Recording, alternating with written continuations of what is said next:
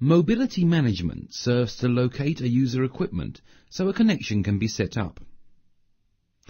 The Circuit Switched Core Network, CN, recognizes three states for a user equipment. Detached, the user equipment is switched off. Idle, the user equipment is still not connected, but a signaling connection can be activated if required. And connected, an active connection exists. The location area of a user equipment is stored in the register domain, HLR and VLR, and must be updated as soon as the user equipment changes its location while in idle mode. This procedure is called location update.